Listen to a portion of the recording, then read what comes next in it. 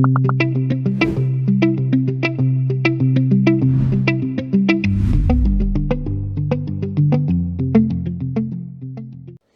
let's get into one of my favorite topics. We're going to talk all about sweeteners used in raw cuisine. Now sweeteners are very controversial. There's so much information out there about which ones are healthy, which ones are not, why you shouldn't be consuming these ones, why you should be consuming these ones. So I always tell everybody to do your own research, use your intuition, figure out which ones you react to, which ones you don't, and use those in your recipes at home and within your business. I'm going to go over today with you the 6 sweeteners that I use in my raw cuisine and why. And I'll just give you a quick tip. Unfortunately, there are no sweeteners that are actually raw. They've all been processed and heat treated in some way, except for medjool dates. So we're going to get into all that as I go through each one. First, I'm just going to give you a rundown of the 6 that I use. So I use medjool dates, of course, which are very popular. I like to use the low glycemic light colored sweeteners such as xylitol, erythritol, and lakanto. And then in the caramel sweeteners, I use coconut sugar, coconut nectar, and light amber agave. So I'm going to go into each one in detail, tell you why I use them and the health benefits. So let's start off here with the very first one. I have light amber agave. So you can see that this is really light in color. It's quite runny. So the reason why I use a light amber agave is because it is light in color and is also a vegan honey substitute. So I use this in recipes that I need a neutral flavored sweetener, but then also a neutral colored color of a sweetener so that this doesn't affect my light colored recipes, such as if I'm making like a light bright pink cake or a vanilla filling, or I need something that's really white and I'm using a liquid sweetener instead of, say, the sugar alcohols, then I will use the light amber agave. Now, light amber agave, because it is agave, it is high in fructose. So it is a controversial sweetener because of that, but we're using a very small amount. Moving on to my all-time favorite sweetener, coconut nectar. So coconut nectar, I mean, if you've been following me for a while and you've been making my recipes or you're in my courses, you'll know that I am obsessed with coconut nectar.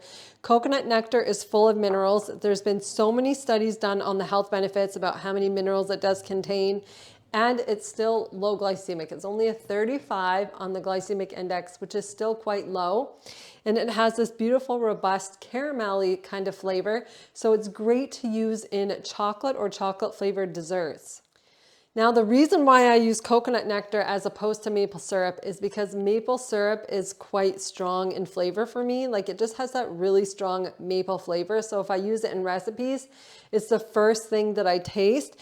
But also, even though I live in Canada, maple syrup for me to get the organic, really good kind, it's very expensive. So I buy coconut nectar in bulk and I can get it much cheaper. So I just like to use coconut nectar. It is my go-to sweetener. Again, you can do your own research on it and see if you like it, but I absolutely love it. And a lot of the students in my courses love it as well. And then our next caramel sweetener, we have coconut sugar.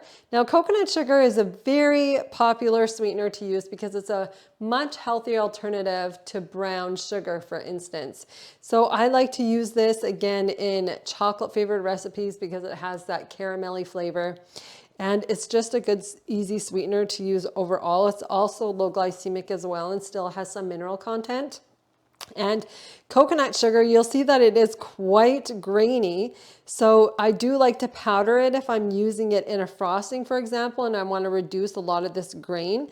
So any of the sugar alcohols that are very crystallized and the coconut sugar, I like to powder them in my blender when needed if I don't want that grain. But there is instances in recipes that I do like to have that grain. So in that case, you would just leave it as is, but you can see it is quite grainy in texture. Okay, so let's get into these 2 sugar alcohols here. I have 2 here. Lakanto is actually erythritol. So, okay, there's 2 kinds of sugar alcohols that I use in raw cuisine. It is either xylitol or erythritol. They're both sugar alcohols, super high in the glycemic index, Xylitol is a 7 on the glycemic index, and erythritol is a 0 on the glycemic index. Xylitol is also a 1-to-1 replacement for sugar. Erythritol is not a 1-to-1 replacement because it's not 100% sweet as sugar. It is about 80% sweet as sugar.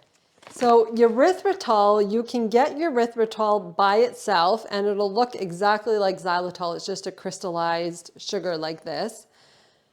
Now this has been powdered because this is the Lakanto powdered version. Now the reason why I'm showing you this is because one of my biggest pet peeves in the raw food industry, or just in the cake industry or baking industry in general, a lot of people who use Lakanto call it and market it as monk fruit sweetener. Or they'll say that, oh, I just only use monk fruit sweetener in my cakes. Well, unfortunately, Lakanto is it's mostly erythritol with a little bit of monk fruit added to boost the sweetness to a 1-to-1 replacement. Because like I said, xylitol is 100% sweet as sugar, but erythritol is not. So it needs something to boost that sweetness to bring it up to 100% sweet as sugar to make it a 1-to-1 replacement. So that's why Lakanto came up with their brand, where they added a little bit of monk fruit to their erythritol to boost that sweetness. And I will use the sugar alcohols because you can see they're white in color. I like to use them in light colored recipes, such as my coconut cream frosting, or say if I'm doing like a white layer, like a white cake layer. Or something that I want true to color.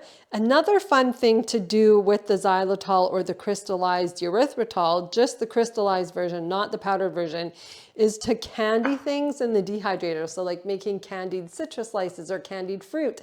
You'll cover the citrus slices in the xylitol and it comes out with this beautiful crystallized texture after it's been dehydrated. And we use those as garnishes on certain desserts and cakes.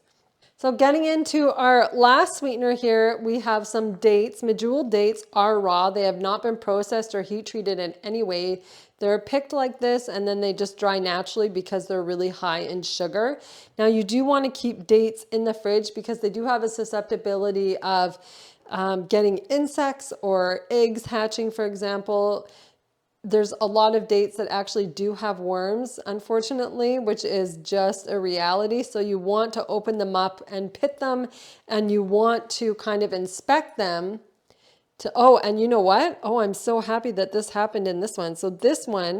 So a lot of dates will actually have mold. It's black mold. I don't know if you can see this here. So I'm happy I opened that up, or sometimes it'll look like worm eggs. So just watch out for that. So I'm happy that I opened up so that you could see that. And don't be like scared about using them. There's a lot of really good dates that won't have that. Like this one looks amazing here. Yeah, I mean, see, this one is perfect. There's nothing in there. This is what it should look like. And you do want to remove the pits before you use them. So I hope that helps you decide on which sweeteners you want to use in your raw food cuisine or in your recipes, and gives you some more information and reasoning behind why I use these in my raw food cuisine. So I hope that helps. Let me know if you have any questions about any of these sweeteners. I'm always happy to help, and I will see you in the next video.